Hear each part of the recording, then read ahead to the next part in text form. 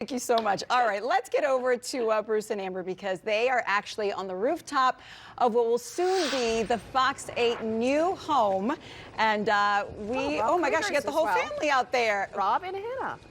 We got the whole crew out here, guys. Hey. I tell you, speaking of weird, we're on 4 stories on the future home of Fox 8 at Broad and I-10. And I'll tell you what, guys, it is frigid out here. Oh, yeah. I mean, it's hard to talk. Yeah. Your mouth. It is cold. The wind's definitely moving up this high, right? Normally it does, right? Yeah. Well, I mean, I'm asking you. I've got the Fox 8 weather team and Rob here, so obviously I need you to elucidate. But no, you're right. We're thrilled to be here at our new building. I remember when they told us last year that we're going to be moving to this building, the first thing I thought was, can we do live shots on the roof? And here we are doing live shots on the roof. In the snow. In the snow. Of all things. Take a look behind us. Take a look at the snowdrift here. Take a look at this, guys. I mean, look at the snow that is piled up in the corners. We don't normally have snowdrifts here, but I'll tell you, many areas coming in with 3 to 4 inches of snow. We have another 5 hours to go with this. And I'm going to ask Blaine to do this. Blaine, come over here real quick. Take a shot of the city now. Look at the on-ramp to Poydras. Heading up to the Superdome, the off-ramp there. Heading over to 90, over toward the Crescent City connection. Now, we are just about 15 blocks from the Dome. You can't even see it. Yeah, that's it's the flyover right there that you would take if you're heading to Slidell, going to travel through the east. We all know how, wild that flyover can be just on a regular sunny day. So imagine it covered in snow and drivers. Thankfully, we haven't seen any cars out there, and you could tell because there aren't any tire tracks there. We did see, though, just a few moments ago, some folks walking across the Broad Street overpass. They said, hey, we saw y'all on TV. We had to come and check it out and see how it looks. And, man, it is literally a winter wonderland out here. You know, the Falstaff weather globe, do you remember that? Back in the day, on the top of the Falstaff, they have the globe. And when the temperature was cold, it would be blue. If it's warm, it would be red. If the temperature's rising, it would go from bottom to top and then top to bottom. You can barely see it right now, but if it were definitely working, it would be blue. You can see this NOPD unit actually coming across the Broad Street overpass right now, giving you an idea of what it would be like if you were traveling through here. He's slowing down a little bit. I guess that's a state police unit there.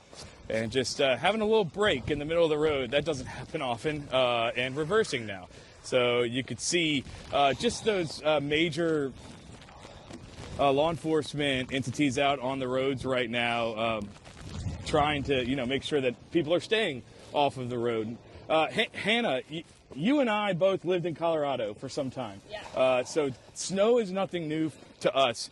It is definitely new here, but I thought maybe we could talk about the content and consistency of this snow, right? Because we've been trying to build a snowman. Oh, yeah. And here's the thing. In Colorado, I think people think of that really heavy snow, that wet snow, but we get all different types of snow there, too. And it always depends on the moisture content, whether or not you can build a snowman there. Same thing here, which is crazy to say because, we're in Louisiana.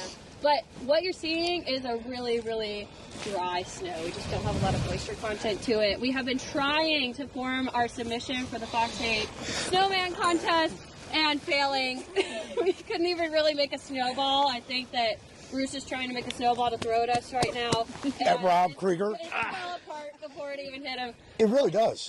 It falls apart. It does. And, the same thing happens up north. It just depends on the environmental situations. But right now we're just getting this kind of light snow. But what you're seeing, because it's light, is these drifts. Right, and that's the wind that's blowing it up and making it look a lot deeper than what it actually is. Yeah. But this is, Hannah, the official term that I've always called this in snowboarding for most of my life is NARPOW. This is NARPOW, right? This is powder because it legitimately is powder. Yeah. Look at that. This is what you want out of the ski resort. If you're heading to Breckenridge or something, you want to see this kind of snow. So we just need to find a nice hill. We need a hill. I'm sure the kids have been out on if anybody knows about any hills, let us know. I know there's Monkey Hill. There's some obstructions there.